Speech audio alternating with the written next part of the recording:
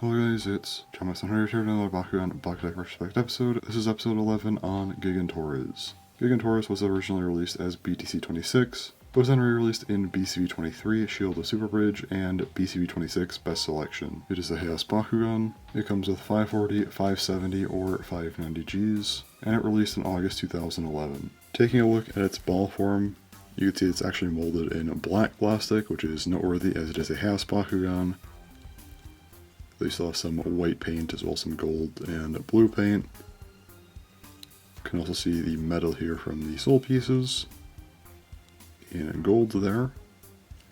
So, opening it up, it does open up to be very, very tall, and it also does have a couple of manual parts in the soul pieces. These actually go very, very high up. Obviously, you're not supposed to do that normally, but it is a feature that this Bakugan does have if you choose to use it. Now, taking a look at its properly open form, like I said, it is very tall, and then doing a 360 here. See, it also has a tail back here as well. Yeah, it does look very, very cool, especially with the imposing height there. And properly getting into its physical design, as I mentioned, it does have some convert pieces. First up, these two metal soul pieces, but also, yeah, this tail here with a cross piece. This is actually the only Bakugan in BakuTech that has two soul pieces and one cross piece, interestingly. And it being this early in BakuTech makes that fact even more interesting, in my opinion. The other design element of Gigan Taures is actually the tail here. This is meant to be for defense, not just something to hold a cross piece. This isn't the most effective thing. The idea is for it to kind of catch on the ground when it gets hit, but that doesn't exactly work the best. It can kind of rebound, but also can just get stuck like that. It is certainly better to have the tail than not have the tails. It does kind of help. It may have been better if this Bakugan was shorter, but considering its height, it can topple over far too easily. This is even the case when giving it a metal or even a rubber cross piece, as even if the tail does help, well, it isn't going to help from a side attack where this thing will just immediately fall over, and well, that's just not really ideal.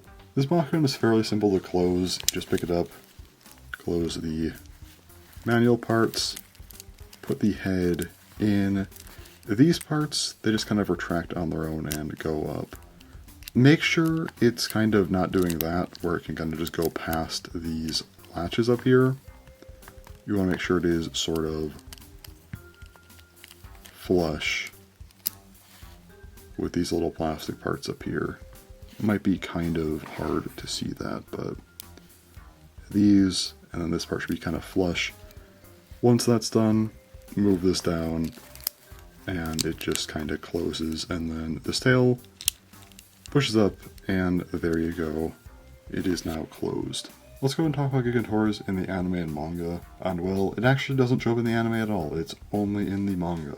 It was owned by Atla, who Harubaru, the main character BakuTech, faced in the first round of the Colosseo Cup, and that's really all there is to him. Not an overly relevant character, but I guess he at least got to fight the main character, and that's really about it. Now let's talk about the variants. First up, we have the white armor version. This is from BCB 21, White Radiance, and has 580 Gs and is also all plastic. The 925 clear version was from the 2011 Bakugan Festival. This has 580 Gs and is also all plastic. And lastly, we have this blue clear version. It's unknown exactly what this is from. It's highly likely that it's a Koro prize, though it could also just be a recast that someone's trying to pass off as real. I would assume it is real, but you never know. Considering how limited information is in this thing, I unfortunately don't know its G-power. So with all that said, how is this thing competitively? And well, you can probably already assume how it performed based on what I said earlier. It's not great. At the time Gigan Taures released, it was already pretty outclassed. Having two soul pieces and one cross piece wasn't necessarily bad at the time, but even back then it was too tall. Either Dragon or Municus released at the time could easily take this thing down, and it only got worse over time as we got stronger attackers, and especially in BakuTech when attack just got absolutely ridiculous. So there really isn't much to say, as the thing didn't really have a massive fall off or anything, it just never was very good. And by my own metrics, it ranks around a low D tier. It is saved from being even lower as it does have some metal, but that's all I could really give it. It is kind of unfortunate though, because this is a very, very cool looking Bakugan, but being tall in BakuTech just isn't really a great thing, unfortunately. But that's really all to say about this thing. It's just a cool Bakugan that doesn't really have a great place in gameplay. Anyway, next episode will be on Gavleanicon, so until then, thanks for watching, and bye-bye.